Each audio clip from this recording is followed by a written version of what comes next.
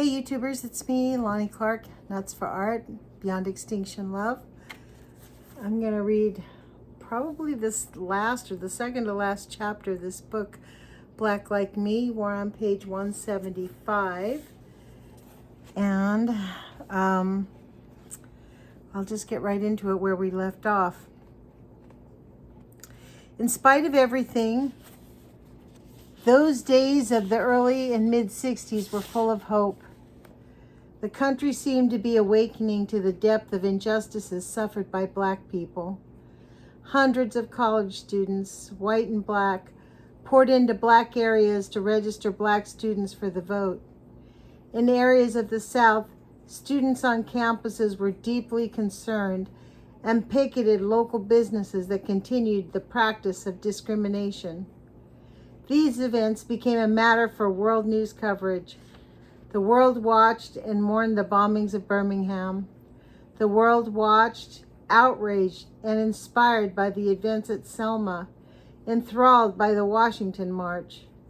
A major civil rights bill was passed in 1964, and if it was controversial, it at least nullified a lot of local discriminatory ordinances.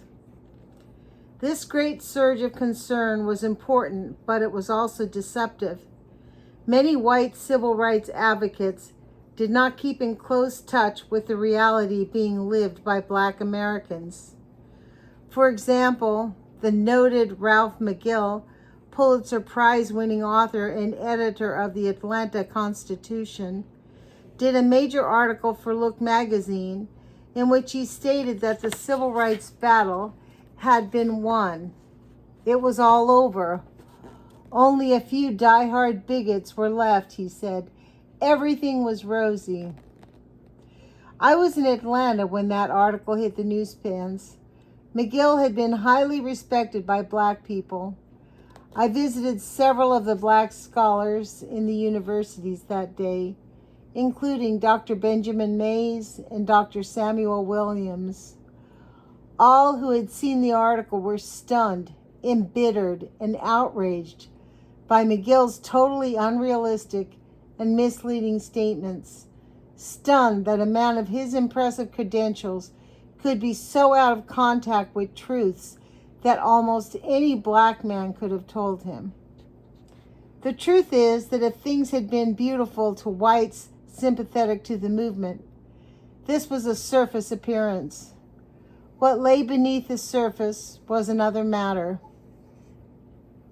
It is true that hope and determination now largely replace the old despair, and that was in itself a tremendous advance. But still, the problems of daily living in the vast majority of Black men had not yet changed. Black people were still fired from their jobs for daring to register. Economic discrimination was rampant all over the land. The Black press covered many events and developments that were never mentioned in the white press. To get anything like a full picture, you had to read the Black press. It was revealing to see how few whites did. Again and again, in lectures to universities with good social science departments, where students were fired with enthusiasm for racial justice, I found that the school libraries, which took every newspaper and magazine published here and in Europe, did not have any subscriptions to Black newspapers, scholarly journals, or magazines. We were already a land of two people, more of course, but we were concerned with two here. We are a land of two people possessing two entirely different sets of information, and we are out of touch with one another. The situation was doubly dangerous because we thought we were finally communicating. We were not, of course, because even well-disposed white men tended to be turned off and affronted if Black men told them the truth that offended their prejudices. For years, it was my embarrassing task to sit in on meetings of whites and Blacks to serve one ridiculous but necessary function. I knew, and every black man there knew, that I, as a man now white once again, could say the things that needed saying that would be rejected if black men said them. In city after city, we had these meetings to attempt to communicate. And in each one, my function was to say those things that the black men knew much better than I could hope to know, but could not communicate as yet, for the simple reason that white men could not tolerate hearing them from a black man's mouth. Dick Gregory and I once made an experiment with this. We agreed to say essentially the same things in a lecture to a lecture audience at the same school. I got an ovation for talking straight. He got uncomfortable silence for saying the same things. Another time, this was eloquently illustrated in a small community where there had been tension between Protestants and Catholics. A professor of Bible at a local school persuaded the two groups to get together and sponsor a lecture by me. I went in and lectured precisely on these problems of communication. I went into it in great detail. The audience, as always, thought I was talking about somewhere else and was sure it was different over there. At the end, I got a prolonged standing ovation. Afterward, I went to a reception for the whites who had promoted the lecture and one black guest. We were introduced.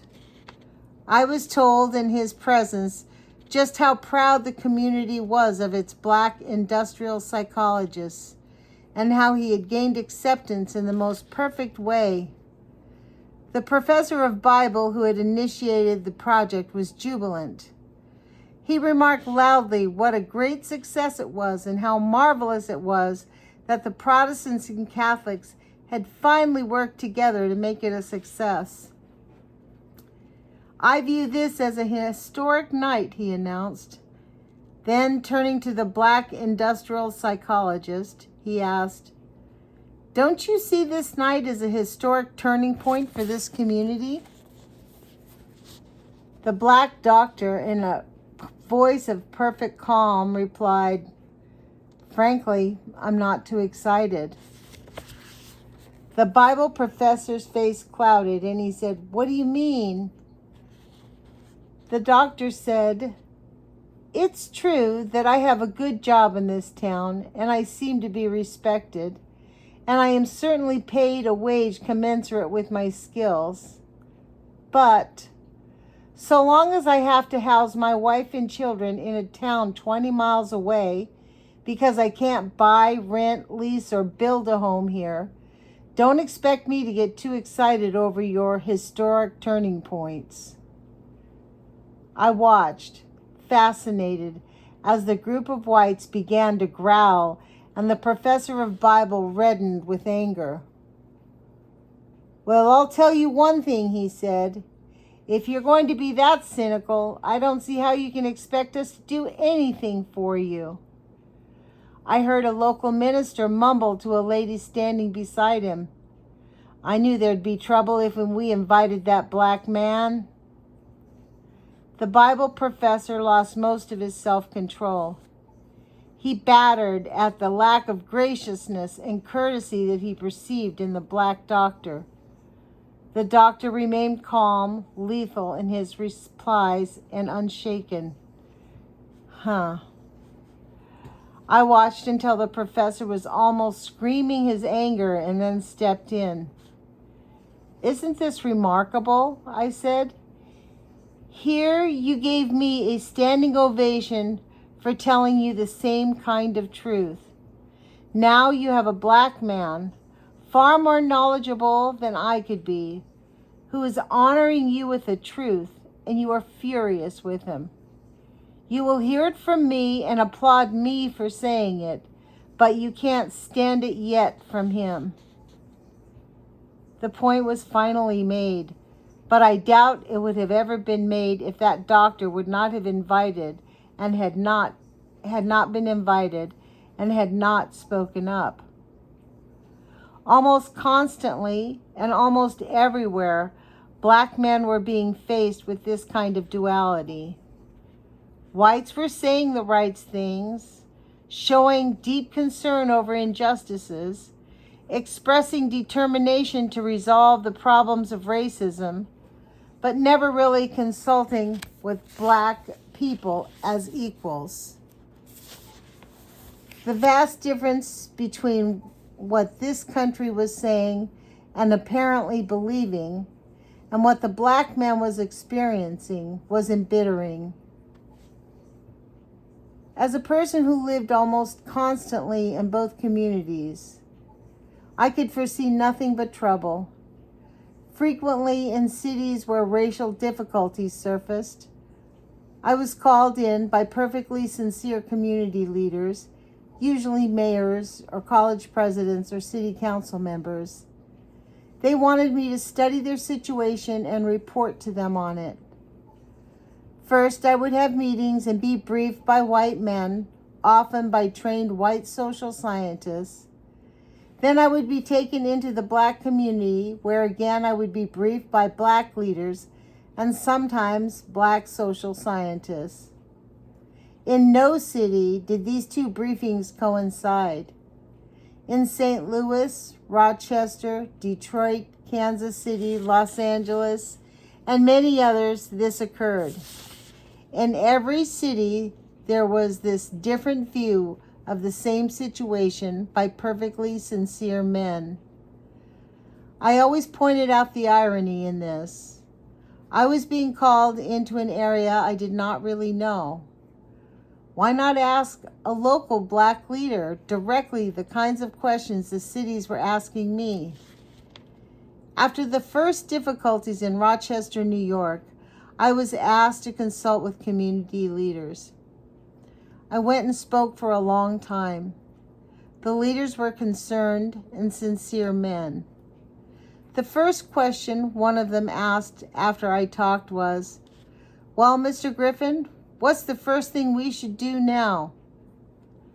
I told them that I had been asked to come and consult with community leaders, and yet I was sitting in a room full of white men. Rochester is full of knowledgeable black men. The white man who had asked the question slapped his forehead with real chagrin. "It never occurred to me to ask any of them," he said apologetically.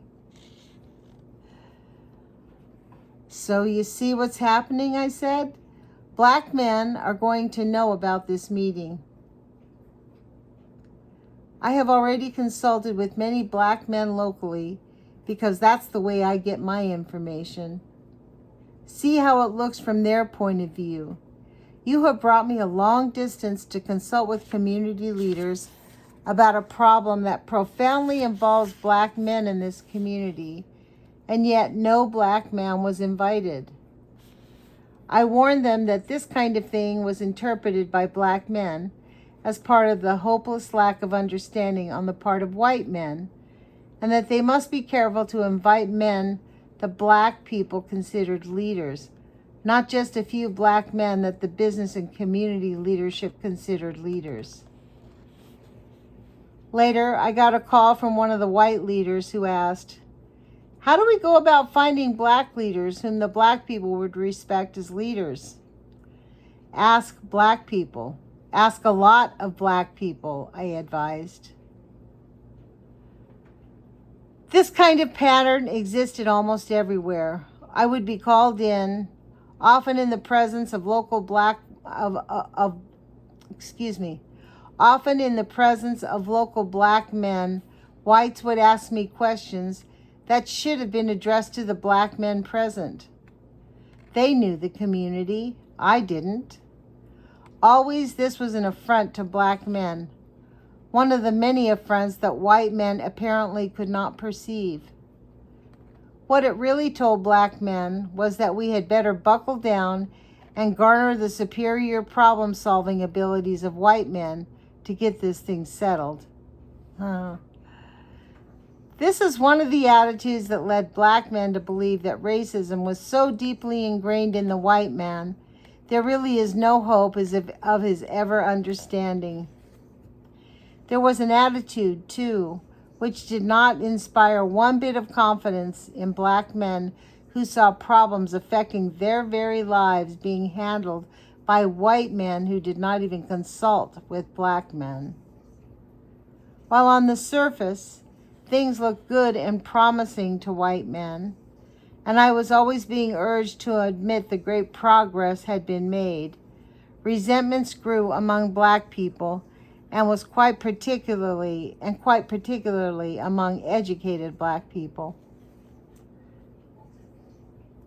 Black spokesmen like Dr. King, Roy Wilkins, Whitney Young, James Farmer, Dick Gregory, Stokely Carmichael, and many others warned that the inner cities were becoming powder kegs and would certainly explode.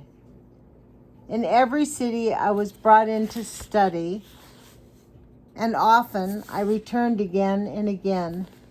And I would live in the black ghetto with black families, and I would come out and give the most detailed analysis to the whole city and the community leaders, warning them that the black resentments and frustrations were explosive, and that one day some little insignificant event would occur and produce an explosion that would astound the whole community. In every city, the local community leaders who had brought me in nevertheless felt they lived there and knew much better, and said that I was being unduly pessimistic. In some cities, I was called unduly pessimistic only weeks before the explosions occurred. And when those cities exploded into turmoil, men who had not believed me would telephone me and say I had been right and that they had been wrong. I wish I had been wrong, was all I could answer.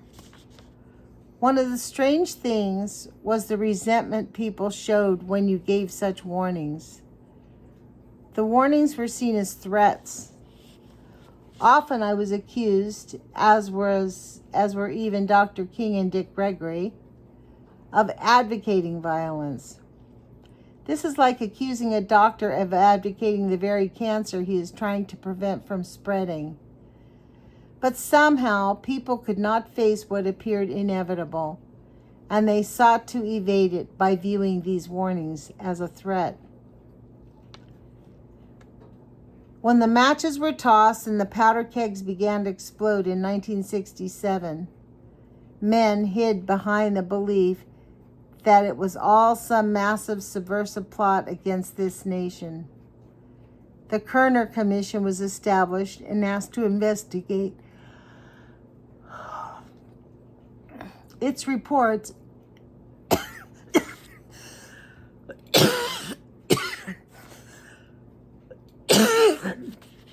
sorry about that, you guys.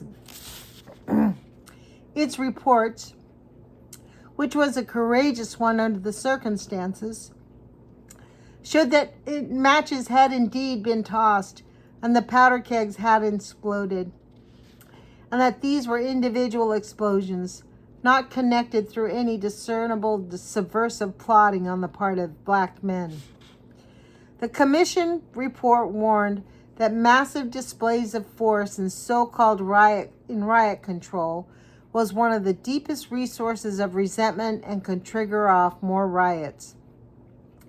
The report was an obvious disappointment to some of our leaders, who had really counted on it to reveal massive subversion, so they could simply cast its recommendations aside with the remark, "The report blamed everyone but the rioters."